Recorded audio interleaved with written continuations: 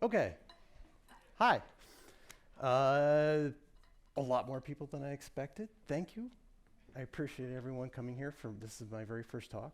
I've been coming to the Penn State Macmins for many years, and this year I was in a Slack chat with Damien here, and it was like, "Hey, the submissions are due." I'm like, "I should do one." He's like, "Yes, you should do one," and then magically it happened. With no pressure, no last minute stuff at all. No. So, um, the title for the talk is Squirrel, or How I Learned to Stop Spiraling and Love My Neurodiversity. The love part I wasn't quite sure about. We'll see. I'm getting better at it. And to make it fit into the 10 or 12 words, I had to use the programmer symbols of or and and. Otherwise, I couldn't fit the whole thing in. I figured this crowd, you're likely to get that. So, quick disclaimer: I am not a mental health professional. On the other side of that, so I'm on the receiving end of that, and the learning about it. I've been finding it absolutely fascinating to learn about. The only thing when you're talking about, question? Oh, yes. Okay. Thank you. I'm not used to this, so just, disclaimer, I'm not a mental health professional. I'm doing my best here to do it. I will try not to offer professional sounding advice, suggestions of things that have worked for me and things like that. And this is all based on my experiences, and of course, this does not represent anything from Lehigh University or my employer and so forth, and so on. So I wanted to begin with this. This has become one of my favorite sayings. I came across a video on YouTube a couple of years ago, shortly after work from home began. And even though I was diagnosed with ADHD like 15 years ago, 10, 15 years ago, in my mid-late 30s, I had the medications, and it was like, oh, okay, there we go. It's all set. And I came across this video, and she said the phrase, pills don't equal skills. I was like, what? What the hell does that mean? I started watching some more videos, and there was a lot of WTF. Okay, that sounds like me. And then, that is also, and this is also related to a lot of people's experience with ADHD and so on. And I've just come to really appreciate that phrase, hello brains. I just think it works very nicely. Just a couple of very quick definitions in case you're not familiar. If I use the acronym ND, it means neurodiversity. It describes the idea that people experience and interact with the world around them in many different ways. There's no one right way of thinking or learning or behaving. Even though many of us are very quick to judge others and try to get them to conform to those ways, there's a lot of variance. Everyone's going to be slightly different about that. And what I would like to impart here is that these differences they're not deficits. Even though that term is unfortunately in the name of ADHD, it's not really deficit, it's just a difference. And that's the aspect of diversity that this is about. So ADHD, and a lot of this is very recent learning for me. I've come to realize it's not the best name for it. It's what we have, but it's not the greatest name for it.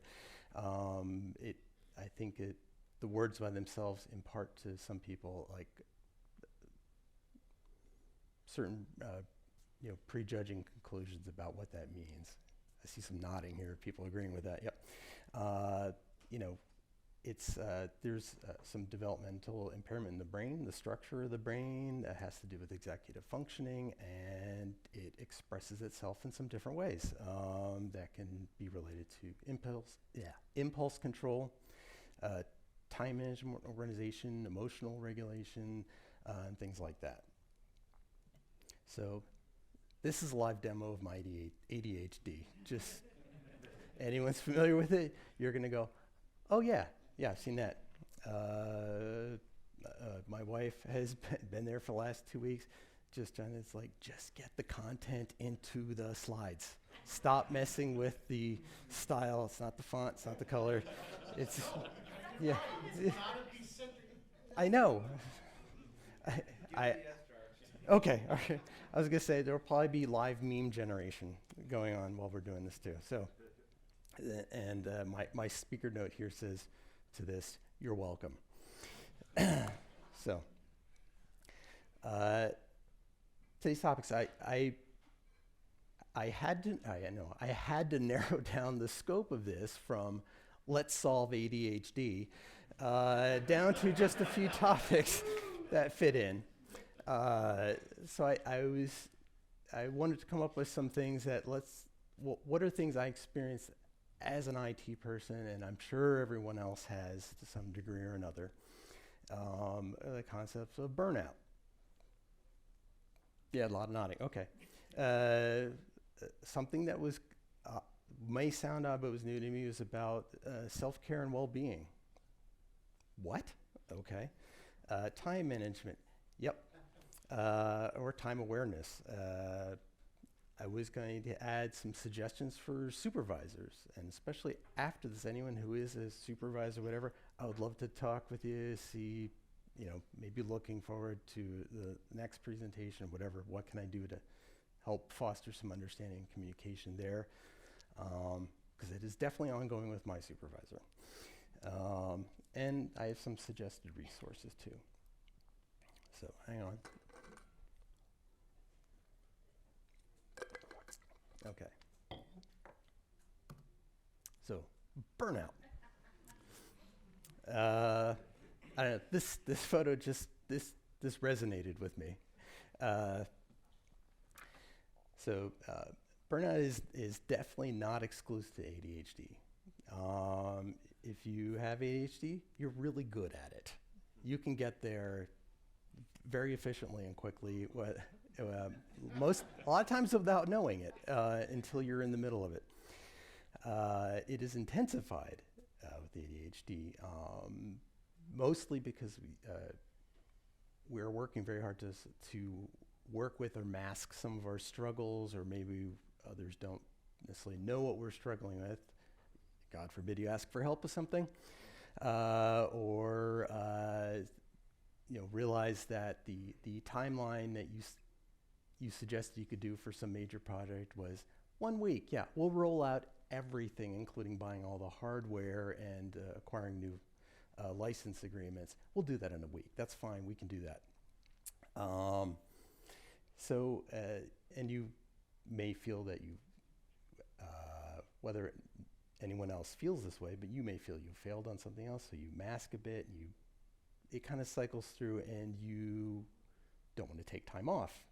You don't want to take some downtime. You don't want to walk away. You got to keep up your appearances. You're masking, so you get that. Or as I said here, faceplant city. So how does this come about? As I said, there's an easy tendency to overcommit, to just say yes. There's an aspect of people pleasing. You don't want to disappoint others. There's aspects of like time blindness, or just not being aware of time, especially if you, and like me, I enjoy often going into a hyper-focus mode on something if I'm hacking away at something, and I will be oblivious to the time. And sometimes setting up boundaries. That is not one I can have a tremendous amount of advice on. It is an ongoing thing I'm learning. I will get to more of that in the next slide. And masking, I mentioned, is just you're just trying to not obviously project or display some of the difficulties you're you're dealing with in struggles. So things you can use to help reduce burnout. Something my supervisor for many years has been saying was, he didn't use the term protector, yes, he was just say, I don't know,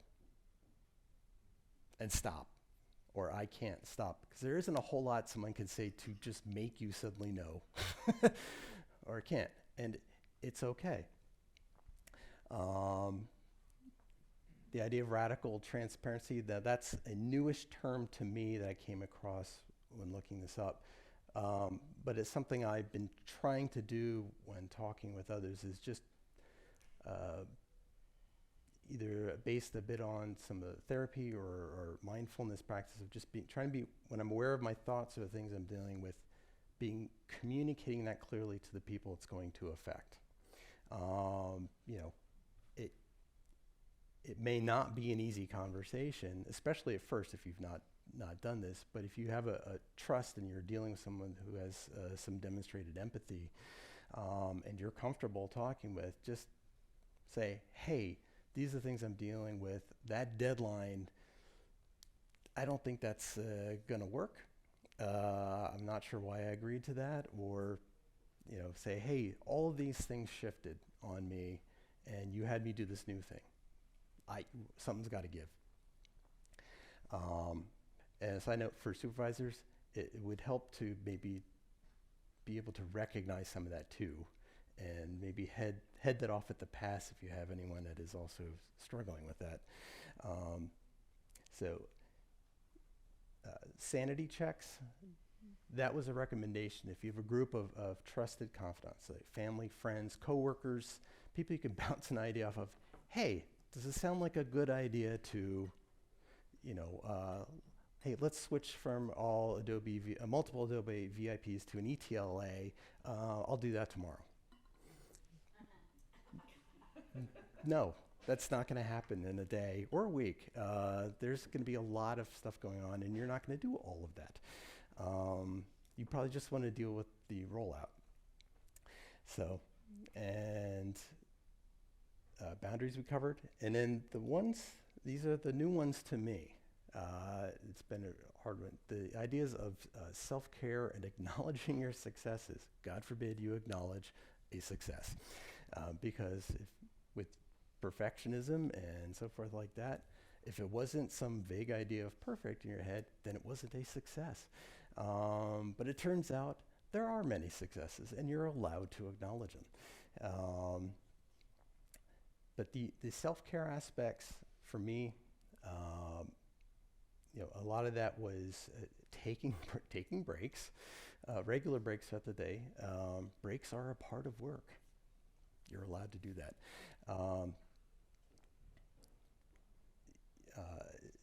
Downtime, vacations, maybe taking a break, playing a game, things like that that help you reset or pull away from the thing you've been fixated or hyper-focused on. So.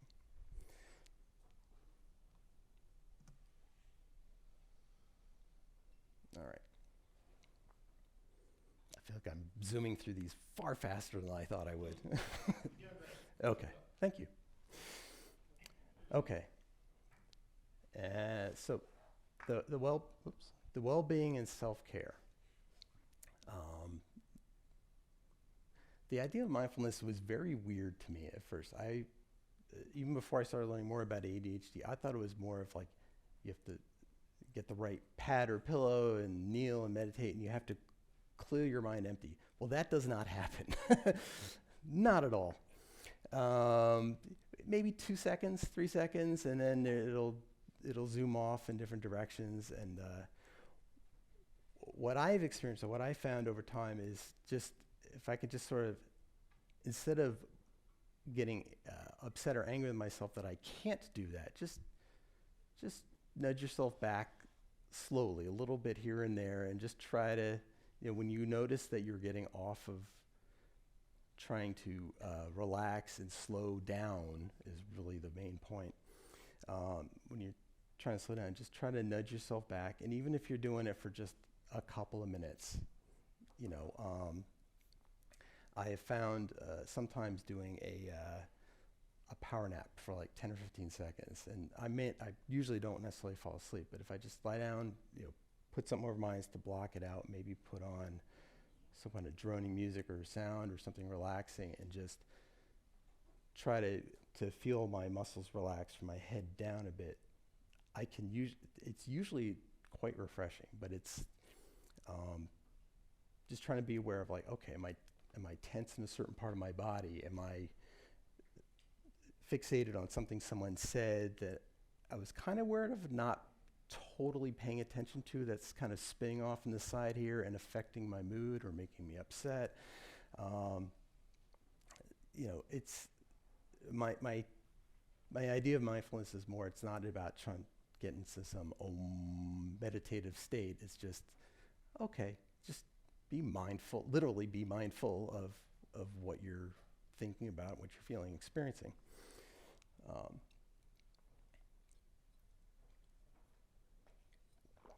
Oops, I did that too early. That's the next bullet after that.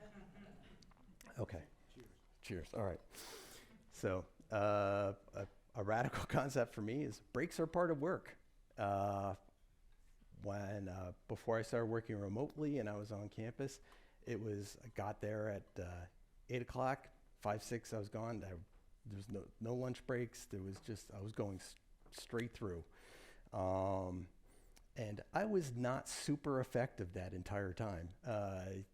You get a little burned out, you get a little stressed, you get a little distracted.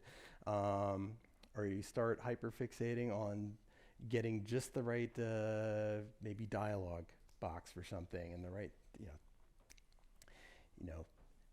And another one that came out of this was about staying hydrated. That just had never occurred to me that is just literally physically something your brain needs. Keep it hydrated. It makes a very subtle but large difference throughout the day. So I've gotten in a habit of always just keeping a water bottle there. I started using some of these hydration tablets, I think from a company, Noon, N-U-U-N. Oh, okay, all right. And it seems to be working great. So I can give a thumbs up to them. Another one, and this is something that's come up a lot in a bunch of the co-working sessions, is about, hey, why do I feel dizzy and hangry? When did I last eat? It's 6 o'clock p.m. now. I think I had breakfast. Right. Okay. Maybe I should eat something. So setting some reminders to take lunch, or God forbid, take a break. Set a timer for 30 or 60 minutes. Walk away. Go eat something. It works great. Physical activity. I didn't put exercise specifically because that a lot of times people think that means you have to lift weights, you have to go to the gym. I had not been in a gym a long time until I came to the hotel, and I will say 5 minutes after going into the gym downstairs in the Stairmaster, I'm like, I'm bored. I can't. But if I walk out back, there's like a small little gravel. Okay, I see now it's a gravel roadway. I will just walk up and down that for a while, and it is totally refreshing. I just like seeing what's back there. And nature is nourishing. So like that photo, there's a canal path near, like about not even a mile from where I live. And certain times of the year when the lights like that and trees like that is just, I love it. And I usually get just enough socializing, not too much, just little as people pass by. And bonus, a lot of people have dogs. I get to meet a lot of dogs. So I know the dogs, and sometimes I know the people's names. And I found it very rewarding over time. The dogs have gotten to know me, and I see about 20, 30 yards out, you see the ears go up, and they're like, you, I know you.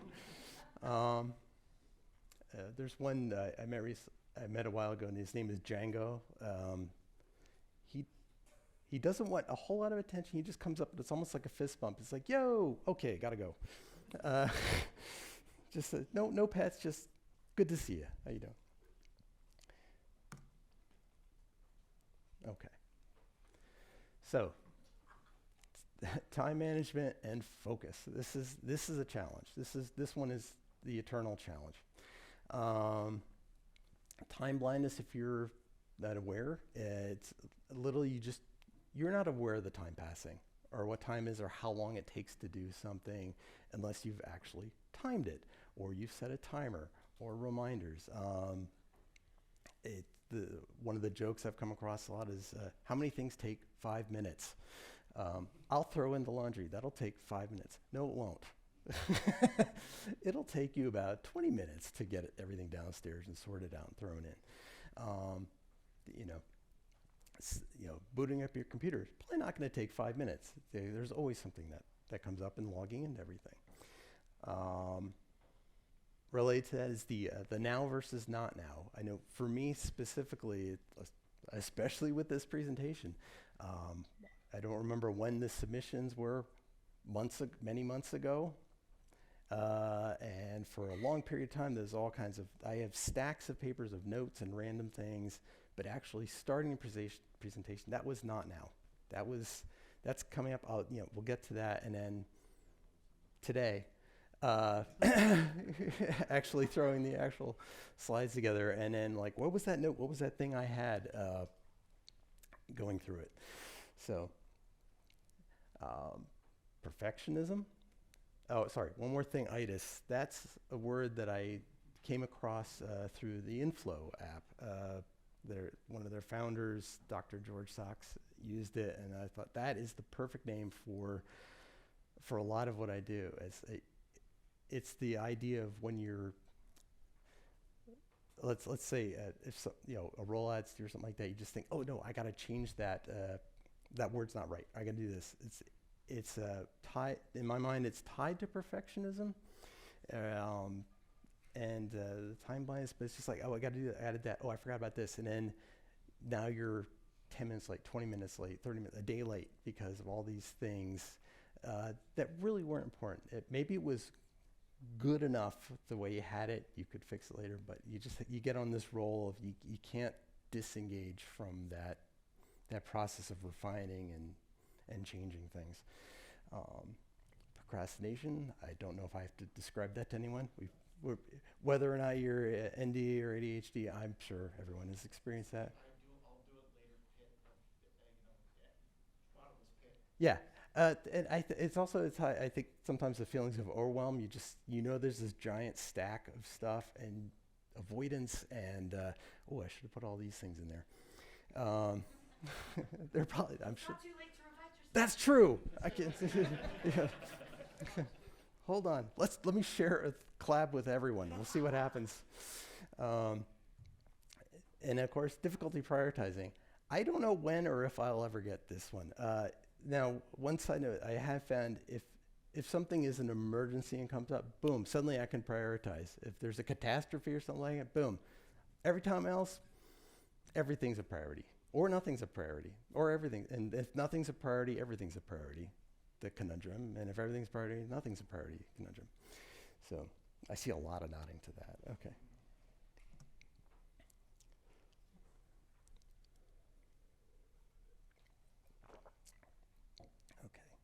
And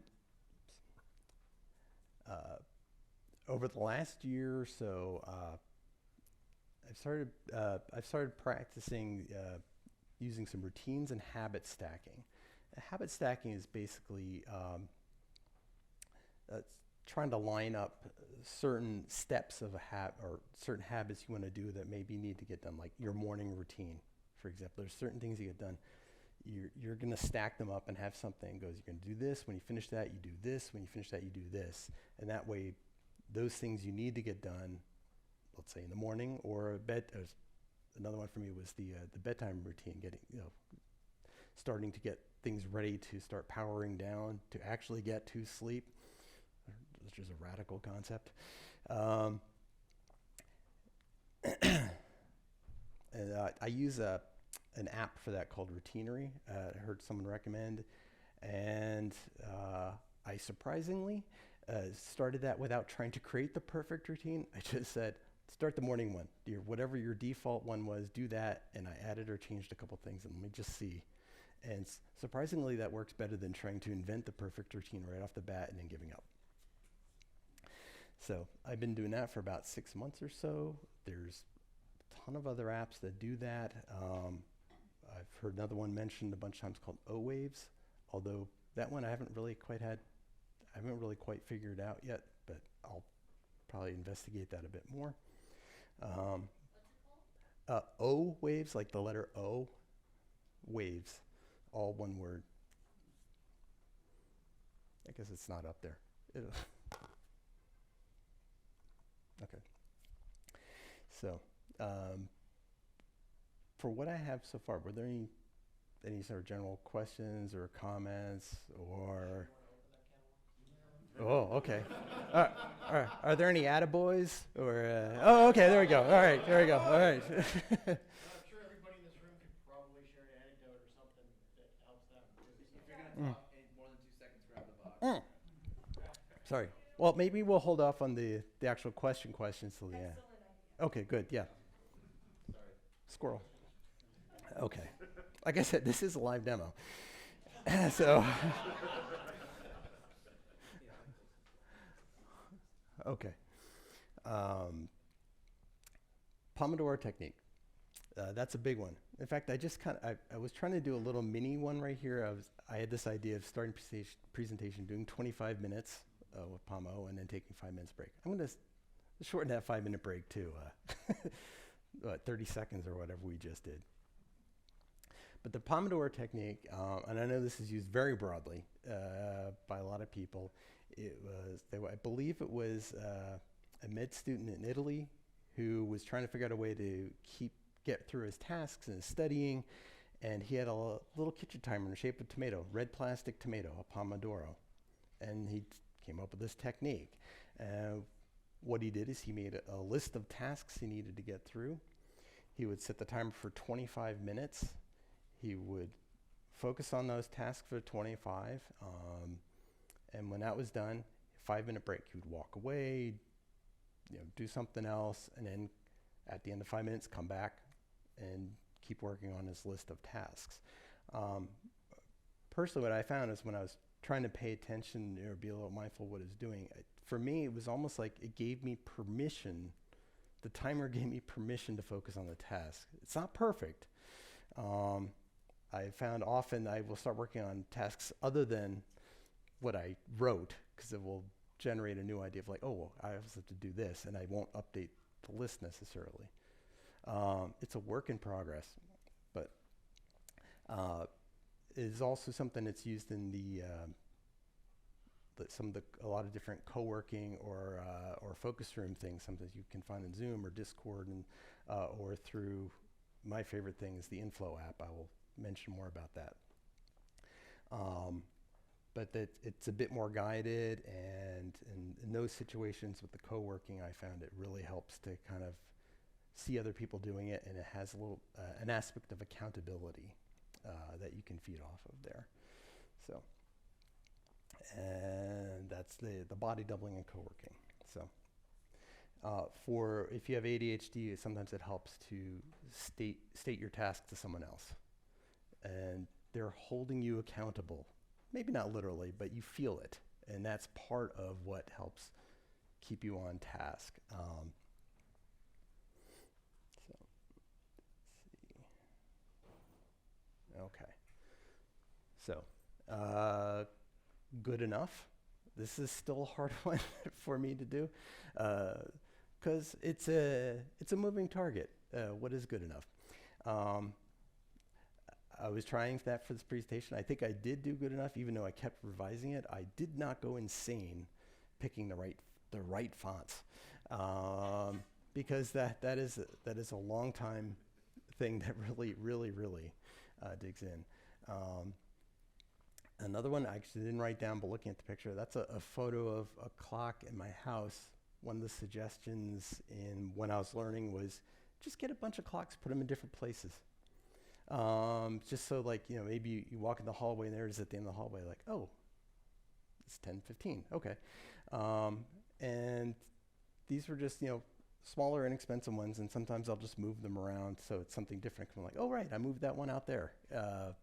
I don't always notice them, but every once in a while it's helped me just kind of go, oh, is it really noon? Okay.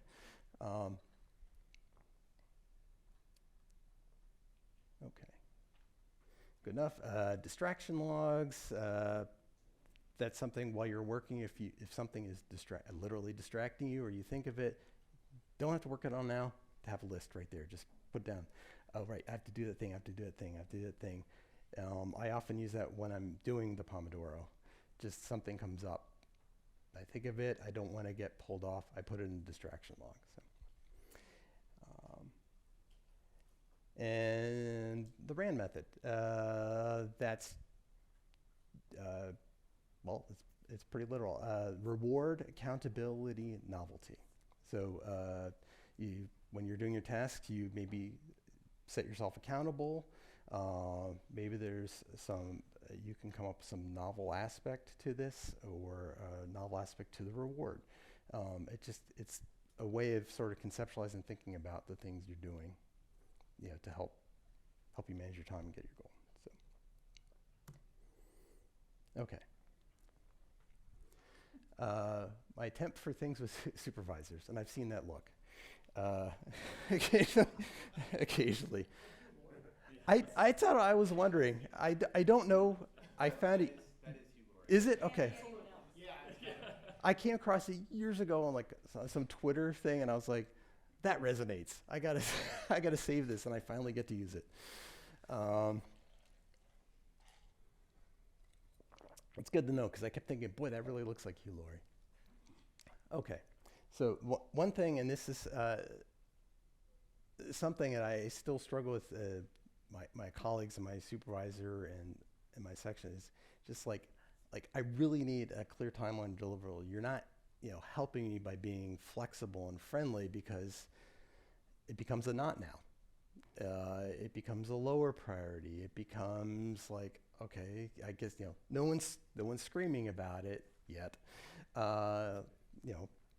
So I'll work on the next thing that comes up. Or for me, a lot of times it was, okay, what am I allowed to prioritize? If it feels like whoever asks you the question or submits a ticket, that's something I have to do right now. It's a bit of an internal struggle figuring that out, and it really isn't clear. So that's something I'm still trying to figure out.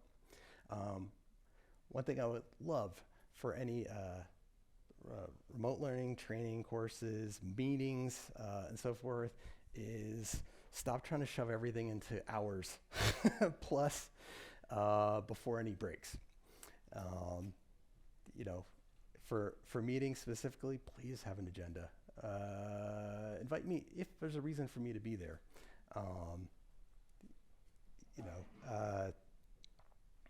Otherwise, I will fade.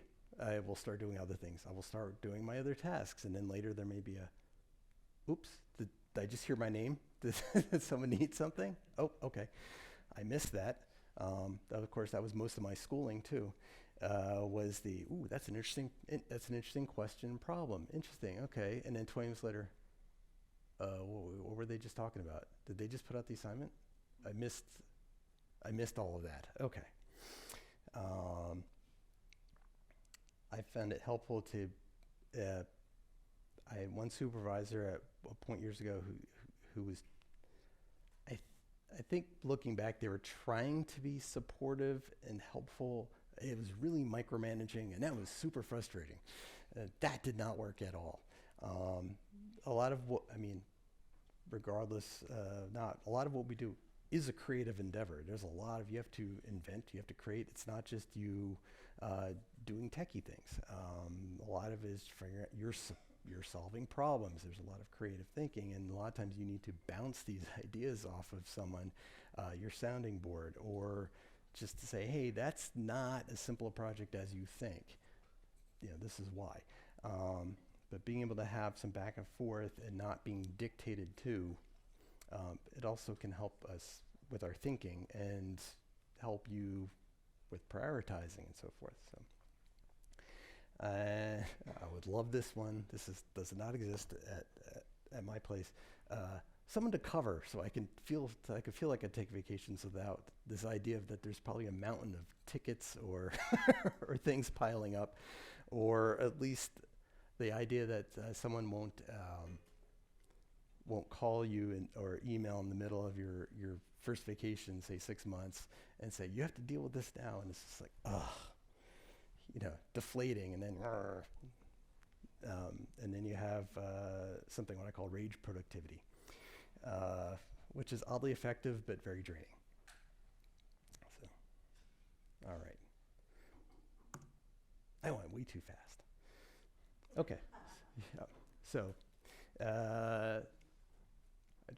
some thank yous. Thank you, Damien.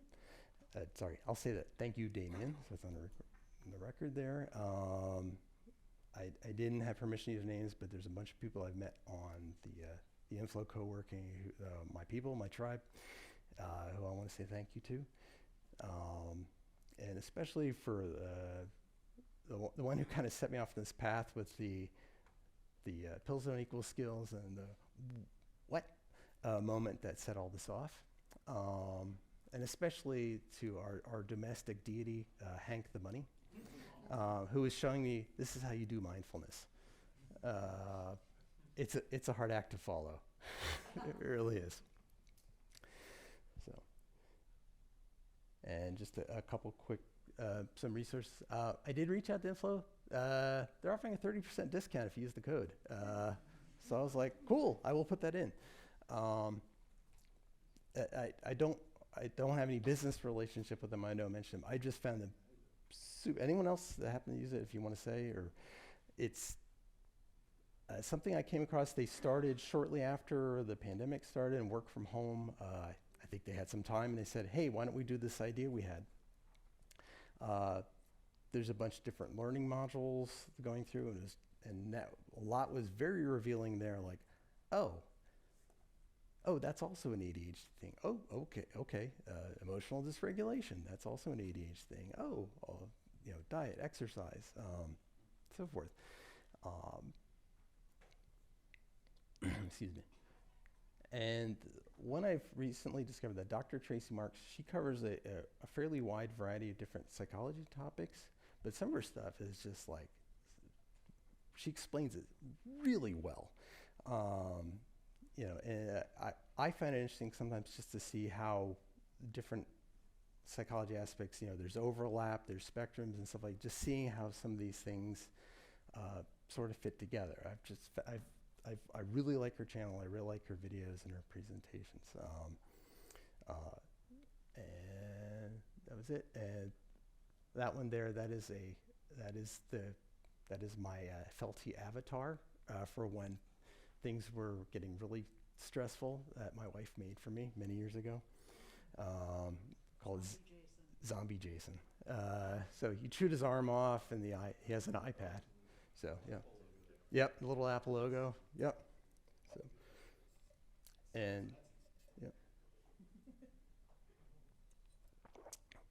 So that's actually, and I completely zoomed through that far faster than I thought I would. But now we get to ask questions and have feedback. Do I get to? All right, thank you. Thank you.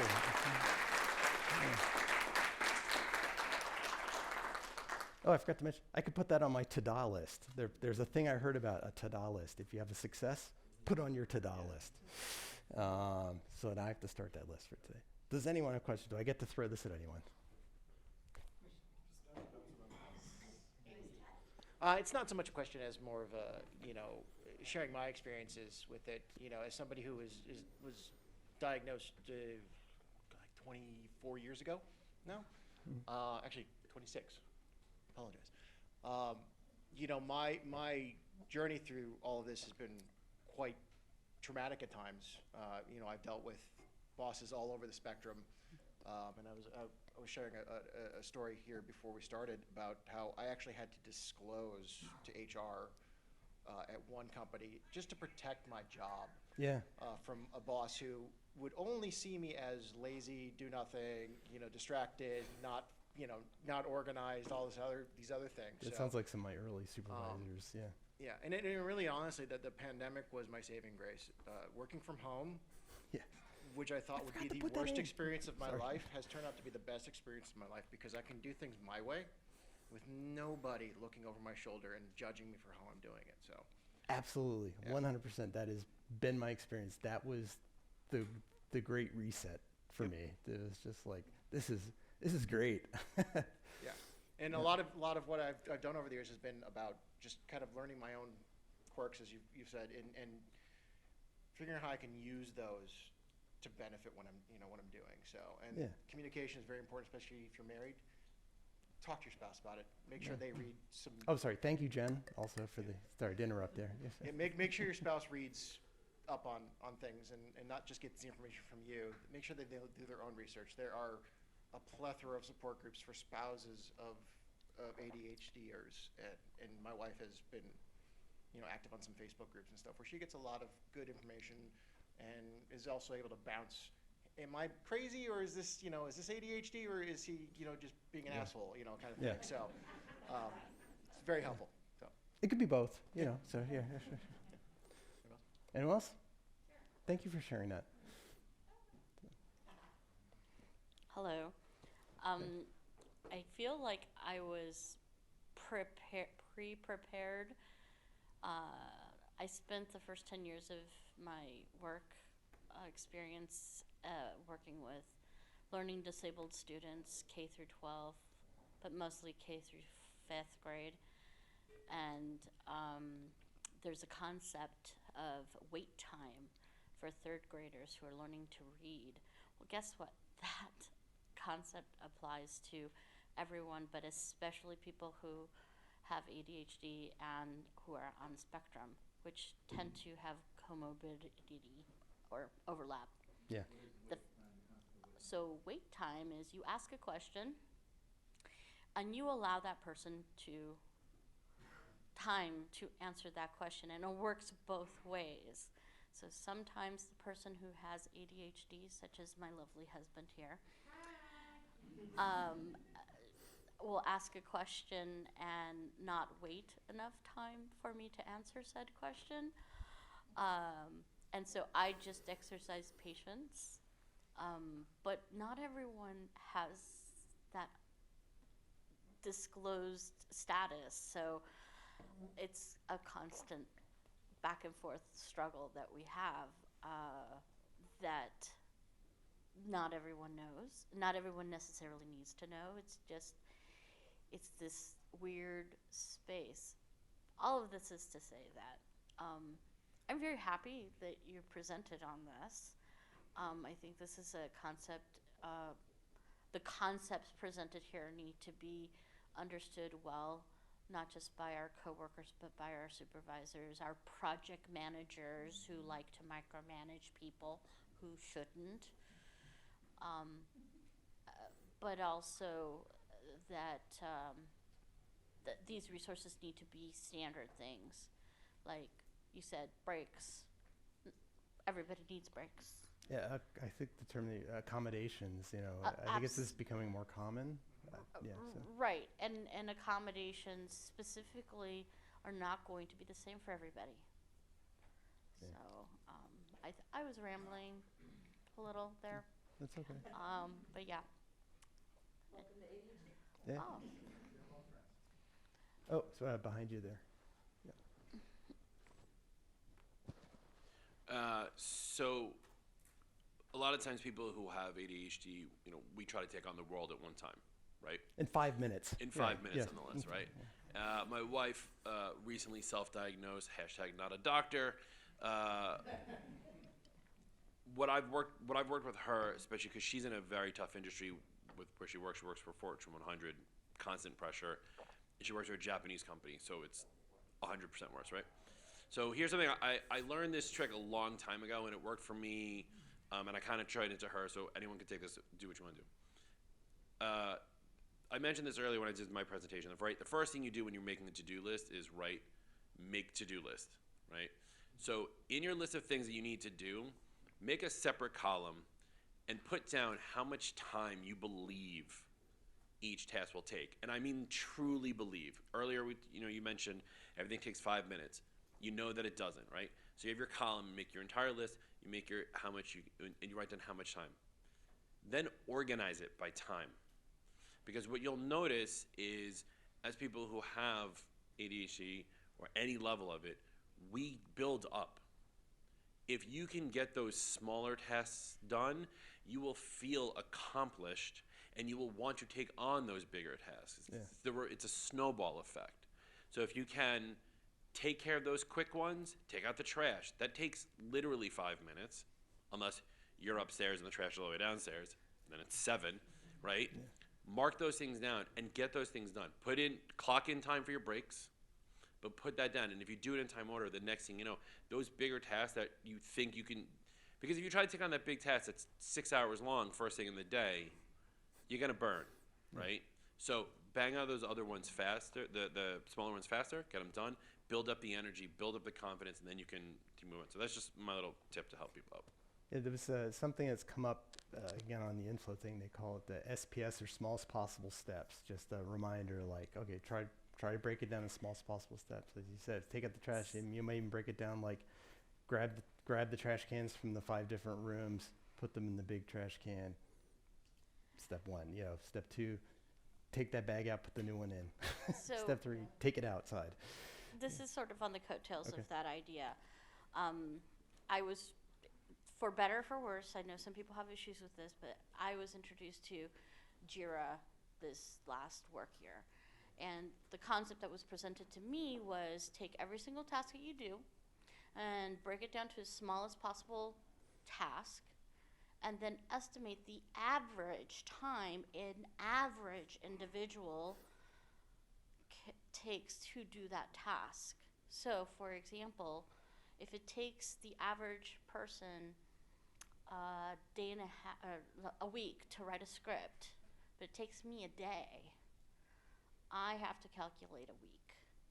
Because if I get hit by a bus, they're gonna hire some average person off the street to do that task. Yeah. Now, well, that's the thing, and this overlaps into, for those of you who watch Star Trek stuff, buffer time. You have to build that buffer time in there, which will, if you need to think about it with all these other concepts that you presented, it's like your mindfulness time, your break time, all of those things, because you need that extra time. We're getting paid to do our jobs for our brains, not for how fast we get things done. Nobody needs to know how fast we're doing it. We know. Our spouses and loved ones and friends know. Are we getting paid for results or specific hours? Exactly. So thank you for bringing that up, because it made me think of that. Definitely tailing on that. The job you choose is also very important, and the people you work for are very important. Exactly. Is your boss results oriented, or are they focused on the time management thing? And it's, you look at my resume, I switch jobs every about 3-4 years. To some people that looks terrible, but to me it's like I've been shopping around for the right boss, the person who will let me do things my way and not interfere and not judge. Okay, I got to talk to you afterwards. How did you do that? That's amazing. Sure. It's like, because I've been at the same place for 20 plus years. Because it's like, One of the things that I noticed on your slides was co-working, and that's a huge thing for me, so I wanted to see if you would talk a little bit about that. Okay. Have you done anything like that? Oh, yeah, I'm in a local accountability group and hang out with people and do all of it, but it's your presentation, so I wanted to let you talk about it. If you want to talk about it, go ahead, but I can start off with what I do.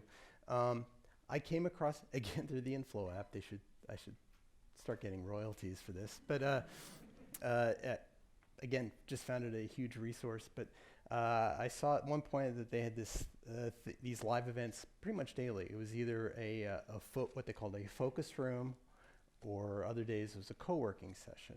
And for them, the difference is the focus room is literally the host, or not the curator, the moderator, they even call it, that's hosting it. They may do it from, let's say, 9 to 5, and they're just literally doing Pomodoro break, and it's just going through. And there's a little bit of talk during the breaks, just say, you know, how you doing on your tasks? Are you thinking, do you need a little bit of a nudge or something like that? And the co-working rooms are very similar, except it's a bit more, I guess you get like group therapeutic-ish. It's not so much that you're getting into discussing everything, but there's an opportunity to do a little bit of that, and they're expanding it out a little bit. So you might do Pomodoro break, and then there might be another one in the 15-minute break. The more, as described by the guy who came up with it, you know, you don't just keep going, you know, 8 hours with only 5-minute breaks. But what I found is just being able to see other people's faces, especially with the remote work and work from home. There's that what I call the just enough social, where I can just see people and I'm doing it now. I've gotten to know some of them over time.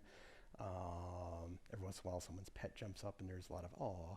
You know, you see some. Yes. And I featured Hank, I believe. Every once in a while, he'll hear the voices and he'll come racing into the room like, I'm here for my presentation. You know, but you know, stating the task and then mostly usually kind of staying on that task stated, but it helps get a rhythm going, and sometimes that is really hard to get going in the morning without diving off in 2, 3, 4, 10 directions, and then getting overwhelmed. But yes. Well, it's also called body doubling, if that's something that people are familiar with. Yes. And for me, that was the hugest thing, because like I don't even, and like there's various levels of comfort with the group that I'm in of like who wants to be on camera. And some people will join via text where they just come in and in the chat on the side will say, for the next 20 minutes, I'm going to clean up this one kitchen counter or whatever, you know, and then in 20 minutes come back and go, you know, how'd it go or whatever. And that part was the part that was really huge, because it's even just like, even if my camera's off, I know I'm in there and connected, and somehow that will also help. And how many times did someone say, hey, you did the counter? You're like, oh yeah, I did it. Yeah, I did the thing. Right, okay. Which is also helpful, because like you can declare, and then there's, depending who's teaming up for the day, it can be both versions that you were talking about. This one's very quiet, or, you know, I'm declaring this is what I'm doing for the next half hour. How about you? And then, you know, okay, I'll set my timer and we'll talk in half an hour or whatever. So, you good, Damien? So I've tried probably every single note-taking system that exists. Same. I you know, I think every one of us in here has our own ADHD manifests its own way, and for me, that's where it comes down to. Okay. I still have not found one that I really, really like. Maybe can you share your note-taking system? I've tried multiple things. The one I've stuck with the longest, and it's not so much any special feature of it. In fact, there's some limiting factors. Is something called standard notes. I don't even remember exactly how I came across it years ago. It may have been mentioned on like the Privacy and Security podcast or something like that, because everything was supposed to be encrypted and everything end to end. And you know, that's made various improvements over the years. And it was, for me, it was also, you know, at the time iOS, Mac OS, and it just automatically synced everything. So for me, that was great. I didn't have to do anything. This I started before Apple had their Notes app too, which I only just started using to collaborate with Jen. When I was doing a lot of the security, the hack the box and pen testing, where I needed more detailed notes or to throw images in, I started using, it was a free add-on to Visual Code called Dendron. I think their site is dendron.io. It's probably, it can exceed notes. It can be a bit of a rabbit hole how detailed you can get, but for that, I really liked that I could use some pretty powerful markdown stuff. Like there was some things we could do markdown that would generate these little flow charts, and I could just paste the image in and it organized it. It worked pretty well. I never got to using that for just general notes. But the standard notes I've kind of stuck with. I think I have so much in there now. It's like I dare not try to start testing all the various flavors. so as a result, I have notes in probably 40 or 50 different Yeah. applications. Oh, and then now. anything I had Like, before. they're in stickies, they're in notes, they're all over the Yeah. place. And Oh, I can add. I also had done a bunch of notes for a while where I was like, why don't I try writing them out? So it's sometimes that aspect. But now those notes are somewhere in my office, and I sometimes don't remember. Yeah, and then it's like, well, you can't do Command F for that. So yeah, no. so then one time I was trying, 3M sticky notes, and so I suddenly had like 250 sticky notes all over my desk. Yep. And then they with fall no, down. with no organization whatsoever. Yep. And then you that fall was- down, and then you find that note from a year ago. Oh, like, I needed that before. Yes. And if someone can invent a way to combine all of the notes assets from 40 or 50 apps into one, I'll pay you a lot of money for that. Okay, you can script in a day, so maybe get some data going. Okay. So, along your lines, what I found, and actually kind of along your lines with Jira, not this job I'm at now, but the job I was at before, where they were Scrum, using Jira, and Confluence. I actually found Confluence to be incredibly helpful for taking notes for myself, because if you have Confluence at your work, you generally you get your own page, and that is your page. You can put whatever you Yeah. want on it that nobody else needs to go see. So I use that for my note taking, and I keep it centralized. So if there's something really important that I need to remember, it goes there. So I can always refer back to it. I know where it is. I might have to search for it, but I know where it is. So. Yeah. So I totally understand and get the 40,000 different places for notes. I used Post-it notes of multiple colors, and put them all over my desk and my cubicle to inform visually all my coworkers and my bosses how busy I was. And they left me alone. It was fantastic. However, the one thing, I probably have ADHD. My husband has it. I probably have it. Who knows? But the other thing that I do is I've learned to let go of my notes. So I put comments in my Jira stories. I let them go. I put comments in my to-do lists, and I have a whiteboard. I let them go. But I think one of the best things that I've done is they have these plastic coated sheets that are called swipies, and you use a water pen on them, and it's my to-do list.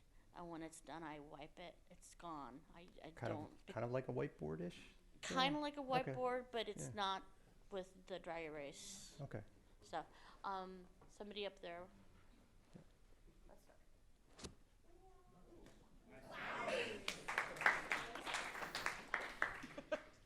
Trust me, that was miraculous.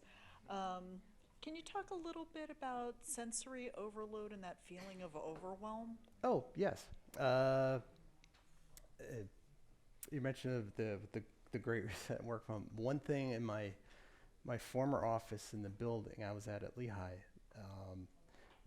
something called the Wilbur Powerhouse. They had the 3D printers there. There was all these different entrepreneurial programs with teams that would come in and out, and it got really loud at times. It was highly reverberant space. My office had a scenic view of the restrooms across the hall. And you would hear ka-chunk, ka-chunk, ka-chunk, doors, sign, flush, ding, ding, ding, ding, all day, knock, knock, knock. And there was a lot of twitching by the end of the day. And especially with ADHD, if you get interrupted, especially in the middle of a hyperfocus, it's like, crap. Where did I leave off? Like, what was that thought? I had the thing, and you can't get it out and down fast enough. But looking back, for me, it's like a lot of it was just sensory overload. And I find this, any space, like especially like Legends downstairs in the evening, if you go and it's like, okay, that's too loud. I can't. This may tie in, but if there's a lot of sounds, a lot of people talking, I can't hear just one person. It's like everything is registering, and then it's like I can't. The person could be right here talking to me, and it's like I'm hearing all of them and trying to follow all of them, and okay, goodbye. I know some people, well, it's not just sounds, sometimes smells, something visual, like sometimes lights, certain types of lights. Yeah. Oh my God. Oh, now you pointed out. Thank you. Okay. Yeah. Taking me right back to my, taking me back to like trying to take the SATs in I think it was the gym with those sodium vapor, and and it's all super quiet, and then after minutes you're like, okay. But yeah, definitely sensor overload. Yeah. I have the exact opposite. Oh. Yeah. I don't know about anybody else, but I suffer from sensory overload, but I also suffer from the exact opposite, which sensory deprivation. Like if there's not enough, Yeah. then it has the exact same effect. Yeah. So it's a fine line.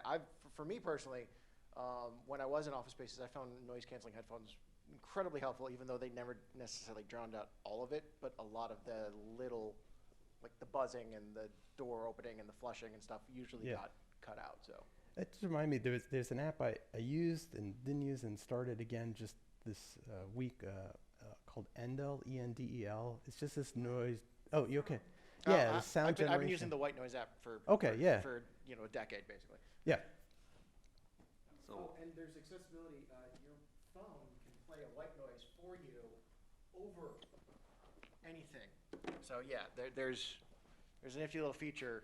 It's part of the accessibility. I also forgot to mention notification overload in Rage. Yes. But oh my God! It's part of the accessibility features built into the iPhone now, where you can actually have white noise playing in the background, even if you're playing music. There can still be white noise.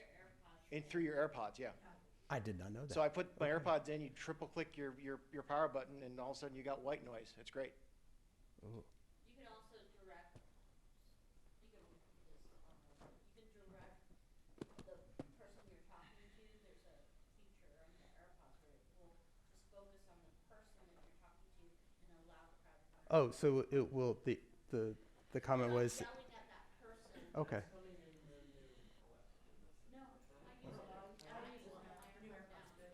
You have a question?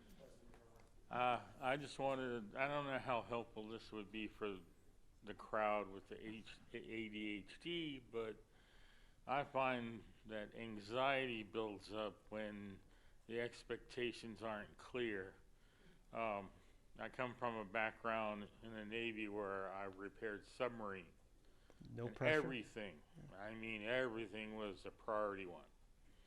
So you'd be working on the priority one that tells you this is a priority one. So you're working diligently to try to get it done as fast as you can, but in a quality manner. It's a submarine, for goodness sakes.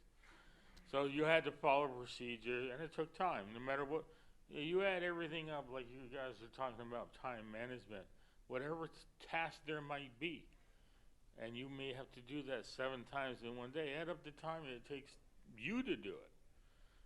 This goes to when they used to come to us and go, how long is it going to take you to do whatever? Rebuild this pump. How long? You know you can do it in a day. If you have the parts, you and somebody else can do it in a day. And If it would start to come out of your mouth and you go, don't ever do that. Yeah. Don't ever tell them you can do something in a day. Tell them 3 days. Tell them 4 days. They start making a frowny face. Hey, you might want to fudge that down to maybe 3 days. I think this gentleman over here mentions, like, hey, if you do it in 2 days, and you know you could have done it in 1, but if you do it in 2 days, hey, it's done. Now you look like a miracle worker. Plus, you have the added advantage that if something else come in and divert your attention for a while, you don't have to stress out about the fact that you didn't get that done in 1 day like you told them you were going to get done in a day. Yeah. And inevitably, especially we all know that there's always something else that comes up. And it's almost always, it's a priority one. You're on the phone, you got somebody sitting here and there's somebody in a doorway telling you how important their thing is. So I add up to my tasks and it's just not going to work out. So you have to be realistic, and I think you mentioned something about building in a buffer. Yes, I Put think in, someone else mentioned that. put in some buffer time to whatever it is, especially if they ask you how long it's going to take. Yeah. Regardless of how long it's gonna take, it's a week. You know, it's like if you go to the mechanic and they're like, leave your car. Well, you just said it's only going to take about an hour. Yeah, but I got other people to do. Yeah. I got other things to do, and it all adds up. Yeah. But like I say, and I myself, the older I get, the more anxious I'm getting, or I feel like I'm not getting done fast enough. I perceive that they wanted it done faster than they walked away. He'll get it done when he wants to, when he can get it done. Right. But I'll still sometimes put it on myself. So, and if I don't feel like I probably have some ADHD traits, but I have a grandson who's definitely has these issues, and everything you talked about, background noise, distractions, has trouble in school because he can't function in a classroom with 20 students that are all making noise at the same time. Yeah. So, like I say, I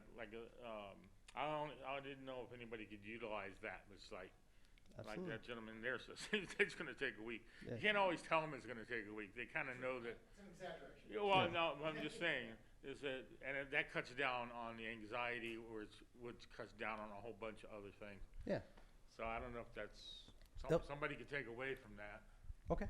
Yeah, you're mentioning the comorbidities. I'm also a GAD, generalized anxiety disorder. And that was actually the first thing I was diagnosed with, and 2 years later was ADHD. But yeah, there's nothing like having the struggles with ADHD, and then you get really generalized anxiety, which means there's no particular reason for it. You're just going to feel it. I think it's the amygdala, and your fear response just will go bing, bing, bing, bing, bing, bing, bing. And you get an adrenaline rush 24/7. So yeah, but okay. Is there anyone else had any questions, comments?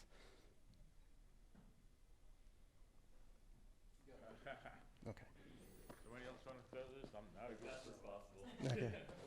We can work Can't hurt anybody with it. Hot potato. Ba-doom. By the way, for everybody, some of the audio visual. Okay. I just wanted to say thank you. First off, this is my first Mac Admin conference, and I think, thank you. I know it's a lot of other people's too. It was actually really cool to see that over 60% were new folks as well. But I saw your session on the list, and it was one of the first ones that I marked. Oh, cool. Thank you. And I think mental health is still a hard topic to talk about. So being able to talk about it in like a forum like this with people who experience what you're experiencing is really helpfed. I think it's really probably helpful. pretty likely there's a couple of ADHD people at the tech conferences. And Slack channel coming if there isn't one already. So. There is? Yeah. Okay. time, so you can't be sure. Okay. Yeah. And I just wanted to point out a couple things. Like, this was very helpful for me, so thank you. Sensory deprivation, I realized is a term that I've been experiencing since the pandemic. So thank you for applying a term to something that I've been feeling. It makes me feel not so crazy. It makes me feel good to be back in the office. But mental health, again, like, hard thing to talk about. And kind of looking forward to conferences that I'm joining in the future. I see that there are absolutely no sessions, and I think it's still a big opportunity within the community to really talk about things, whether it be ADHD, depression, anxiety, because we all experience it in some way. I think it's become my feeling, and it's become more acceptable and easier to talk about. I remember early on in my career, then, God forbid, someone has a feeling. No, you can't do that. You know, you're allowed rage and sarcasm, which may or not be an emotion, but those were the mainstays of the IT area. But okay, it is all right. But this was a great conversation, and one last piece. Everyone's getting feedback emails for sessions. I feel like if we all take the time to actually write out the type of feedback that we got for this session, even if you took one small thing away, it may contribute to more of these in the future, especially at this conference in particular. So if we could all go and take the few minutes to fill that out. Yes. Yeah, fill up my to-do list for next year's talk. Right? What? Oh, okay. Oh, Ooh, that'd be awesome. good. I'm excited. The one thing I wanted to add was you talked a little bit about mindfulness. And during the pandemic, I discovered the 10% Happier app, which is like all of the meditation, but none of the woo-woo Okay. of what you think about with meditation, where you have to sit on the cushion and you have to have like soft music playing and all of that. And the whole thing is like the guy himself said, I started meditating and I overheard my wife at a cocktail party saying that since I started meditating, I'm less of an a-hole, and so I knew it was working. And so, like, that's the approach of what's happening with that app. So they have 1 minute meditation in it. Okay. So they have a lot of guided ones, but one of the things it says is when you realize that your mind ran away with you and you come back to your breath or the feeling of your hands or whatever, that's the moment, that's the point of meditating. Yeah. So because like one of them even says like you feel like you're doing it wrong because you're not thinking about breathing or whatever, and that's not the point. It's noticing, because being more mindful is just noticing things. Yeah, So being I've picked up mindful, yes. a lot of my streak is like 900 and something days in a row, and I don't think I've ever done anything else for 900 days in a row, and so it's super great. But it's really approachable and like lots of different lengths and lots of different topics, like of things to consider while you kind of sit with yourself. And at first it was really hard. I could only do like 1 minute, at a time, but it's also about sometimes you can fit in the margins. Like if you take a nice walk around the block, that can be meditation and things like that. So I would imagine too, looking back, it's like, oh wow, okay, actually came Yeah. pretty far in this, but it was just these little bits at a time. yeah, and it always shows you at the end like how many minutes you've done cumulatively. So that number always goes up even if you don't make it every day or whatever, even if you've done it. And the meditations in it are nice. It is a subscription, but I think you Okay. get a certain percentage of stuff for free, and it's just really nice to be able to, like, there's a book and a podcast and things if you don't want to pay for the app, but it's really nice to have been able to come at it that way, because I was never going to be able to come at it with, you have a special cushion and there's a candle and a whole, like, no, that was just never going to happen. I think for I me. listened to it was like a great courses thing about mindfulness, and it was just like, this is a heavy lift to start. Yeah, I don't have the special bowl for, making noise or whatever. And so that was another one that has helped me a lot, is just being able to sit with that. So I wanted to share that because the mindfulness part's huge. I would say if you're passionate about this topic and you want, more of that at the conference, then you need to consider submitting a talk, because, they can't accept talks that aren't submitted. That's true. So, I did a campfire session. So. I think it's worth repeating, and again, thank you for this topic. Thank you for this talk. We manifested it into existence. Thank you. It actually happened. There's a moment. Yeah, and I also want to say, I think every one of us in here recognizes how difficult it is for you to stand up there and give this talk on this session. So, thank you. Thank you. Thank you. Thank you. I think that's about it.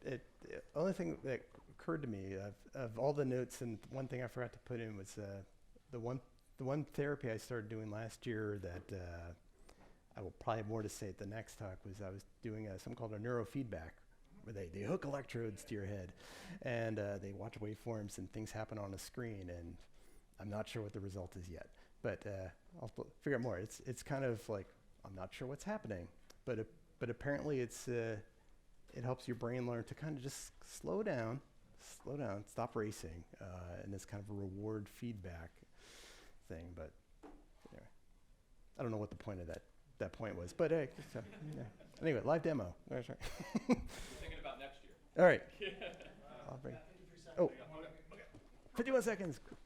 Dennis Worcester created a channel this morning called Neurospicy for neurodiversity, so it exists.